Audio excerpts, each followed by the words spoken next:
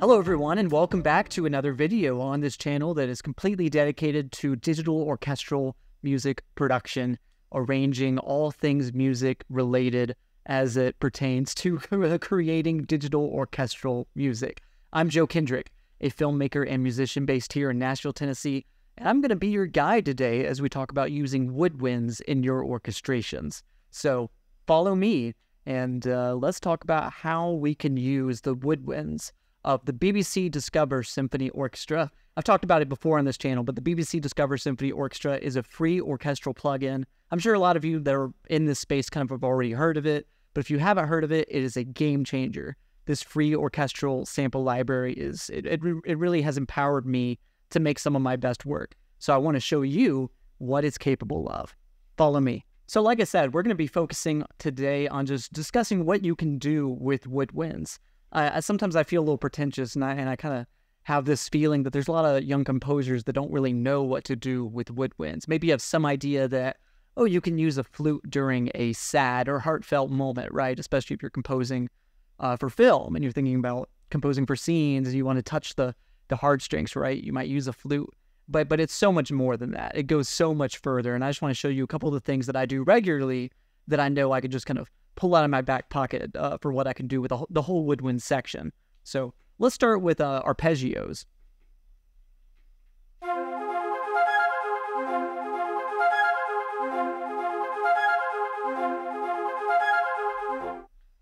It's a pretty simple arpeggio, and I mean, if you've been doing music for a while, then hearing that is nothing special. But the point is, like, these are things that are really easy to set up really quickly and overlay onto your tracks. And I just want to kind of delve in a little deeper into a second and just show you what I'm doing.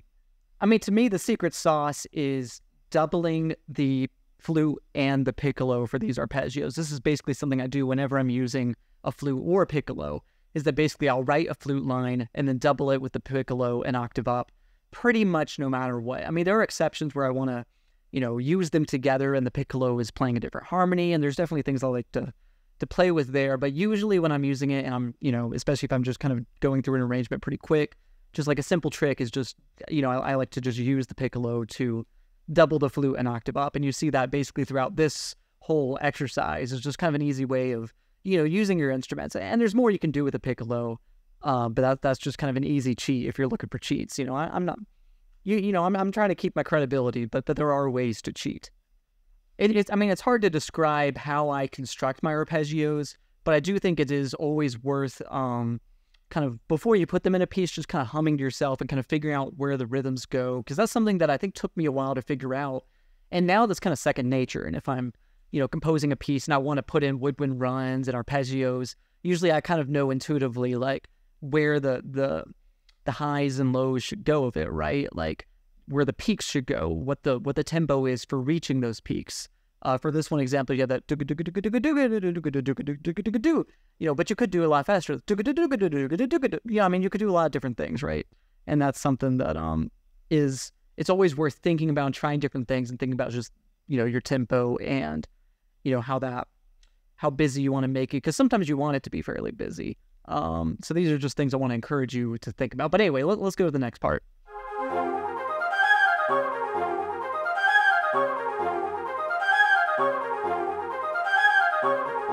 If you're looking to accent your piece with woodwinds and don't want to do explicitly arpeggios, scales are another really easy way that you can use woodwinds and have a fast flute line. And that's even a pretty slow scale. And you can do it really quickly and have a, and still do it like an arpeggio and have some of those fast runs.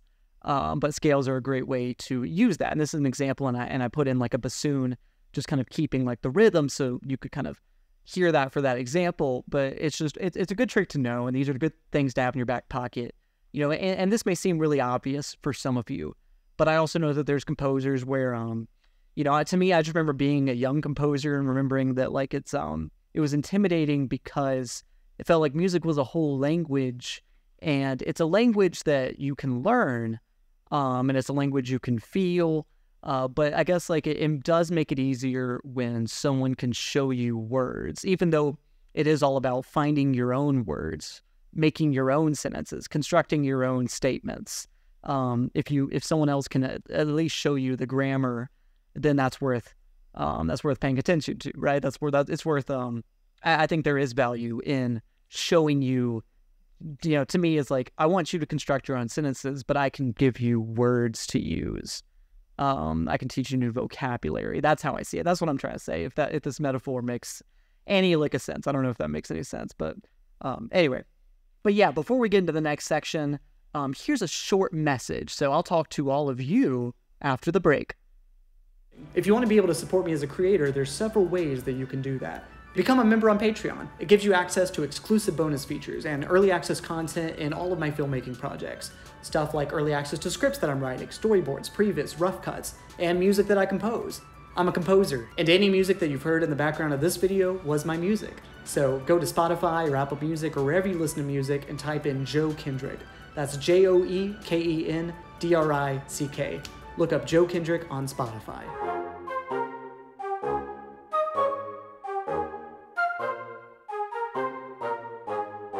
Let's look at this section. A little secret that, maybe not a lot of y'all know, but any woodwind instrument is great for a melody. Really any instrument in the orchestra can do a melody in its own way, and I think that there's common instruments that people like to use, like the trumpets, like the violins, like the French horn. I feel like they get the melody a lot.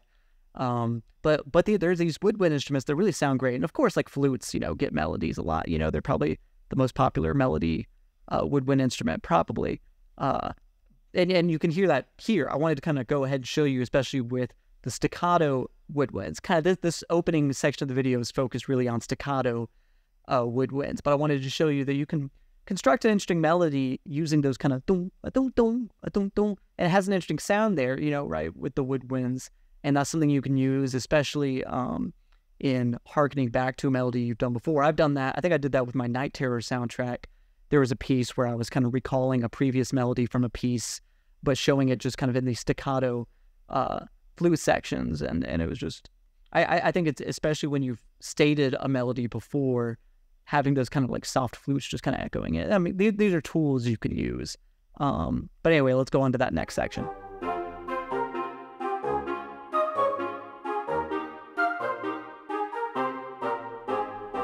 Yeah, so this bit I just want to highlight. And to be clear, I composed this piece that you're listening to in the background specifically just to show you different things that you can do with woodwinds. So this piece is specifically composed just to show off different parts of the section and, just the things that I do with woodwinds. And there, I just wanted to show you what you can do with oboes and clarinets. And this is, something I like to use them for is just kind of laying down those chords, especially for that, a repeated chord pattern. And, I'm cheating a little bit. I am like laying down different, I'm making them polyphonic. And I know that, woodwind instruments are not polyphonic. And for me, it's just, I think about that sometimes, but at the same time, it's like, I can wave it away as if like, oh, it's just a couple of different oboes or clarinets playing in a section. If I was actually arranging it, then I would make that clear that that there's several different parts for the oboe or clarinet. But when you're working digitally, you don't have to worry about that as much. If you want a polyphonic sound, then you can just write that in and you don't have to worry about how you're arranging it. And there's a lot of times that I do, there's stuff that's worth thinking about as if you're composing for an actual orchestra, but there are times where the most important thing is the music, and nothing should distract you too much from the music, especially if you're working digitally. Then you can do whatever you want.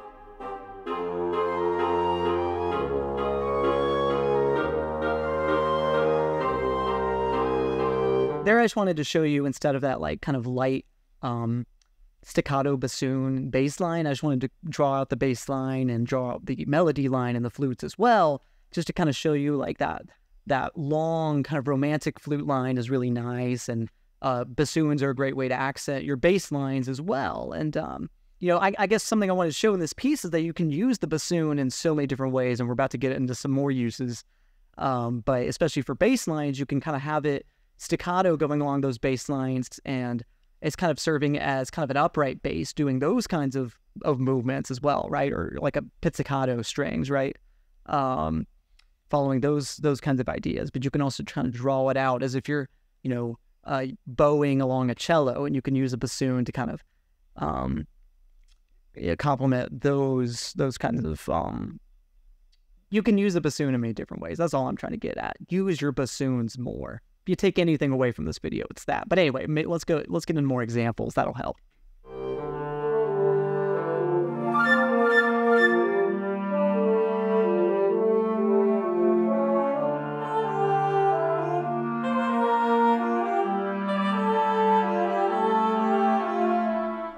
It's a simple section, but there's several things that I wanted to just show you about that section. I think the first thing is, like I said, we're using the bassoon with the melody now, and I love that, and I love layering bassoons when I use them with the melody. You know, you can do that, and you can layer a tuba in there, you can layer a cello in there, and sometimes when you want that low kind of mid-range melody, those are great instruments to use them with. And a bassoon, you know, even a solo bassoon is something I really like using for melody lines, and people sleep on the bassoon.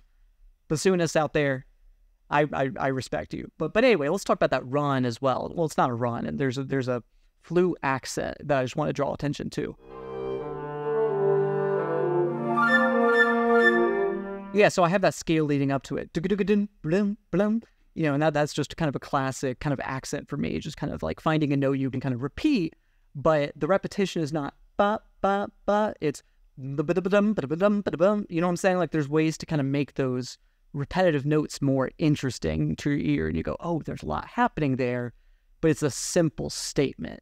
And I guess, like, I think if there's a lesson, anything I could teach you as well, thinking about balancing simplicity and complexity, and can you make a piece that feels simple but is actually complex? And these are things that I think great pop music is kind of contains that element as well. It's something you can hum, you can latch on to bass lines. But when you look at it, you start looking at the rhythms and you go, oh, that's like a good pop song has that quality to me. It's something that is hummable, is for a general audience. But then you start delving into it and you go, oh, wait a minute, this is actually, the construction here is actually interesting. And that's my goal with this music, of course. I think that should be the goal with any music is, you know, and maybe simplicity is the wrong word, but it's, you can compose in such a way where people can latch onto it, people can understand it, but musically it is still interesting. And that balance of artistic complexity with still emotional resonance, and sometimes resonance, the key to emotional resonance is presenting something that people can latch onto. And so what does that look like? And I don't think you have to compromise complexity or nuance or interest to make something people can latch onto. But that's kind of a different discussion. Maybe that's getting into a lot of stuff that's intangible. So anyway, let's keep going.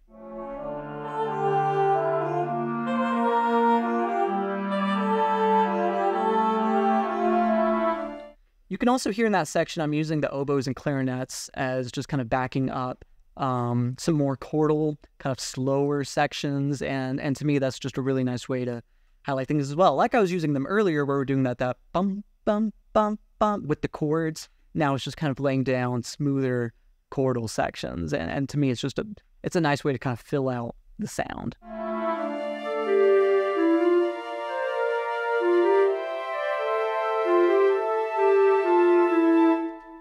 Oh man, I love the sound of the clarinet doing the melody there as well. I love that sound. Yeah, and that's just showing kind of reversing the roles a little bit. Instead of the flutes doing the melody and the clarinet doing the chords, the flute and piccolo are doing the chords now, while the clarinet has the melody, and I love that sound. And sometimes just a great way to kind of make people go, oh, is to do reversals like that, to arrange things in one way and then make kind of switch the parts, right? So instruments that were doing one thing are now doing another, switching the roles. It's I think All the World's a Stage, and throughout his life, a man may play many parts. The Shakespeare quote, in that sense, maybe this doesn't. I think about that quote, and also in terms of instruments, in music, all these instruments sometimes must play many parts. And sometimes they're the melodies, sometimes they're the bass lines, sometimes they're the harmonies, sometimes they're supporting chords. They can play many parts. I don't know. Maybe that's just a weird tangent. I don't know. Anyway, let's move on.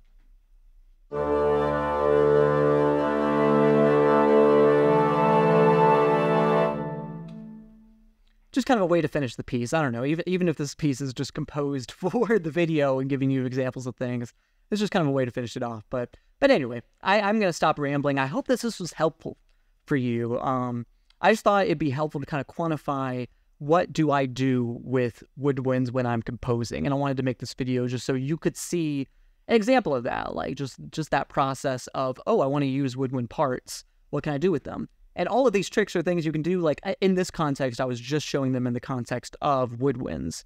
But these are things you can do when you're composing with a full orchestra, of course. That goes without saying. And these are things I use regularly. All these ideas. And this is just the tip of the iceberg, right? This is kind of an intro to woodwind arrangement, but this is just giving you some insight into how I compose and what you can do with woodwinds. So if there's any takeaway, I hope that maybe this is just showing you some things that you can do with these instruments that maybe you hadn't thought about yet. So I don't know. Or maybe there's other things that you're doing with them and there's things that you have yet to teach me. I do this channel not just because I think I have something to teach you, but so that we can learn about music together. So feel free to comment down below anything that how do you use woodwinds in your own orchestrations? So comment down below anything there, what other kind of instrument types you want to see me talk about in my orchestral music. Any other questions you have, any other kind of videos that you want to see. This is a new channel and I'm still figuring out content, but I would love to see more of your ideas and kind of be able to build this channel up based on your suggestions. So thank you all for watching. I'll let y'all go.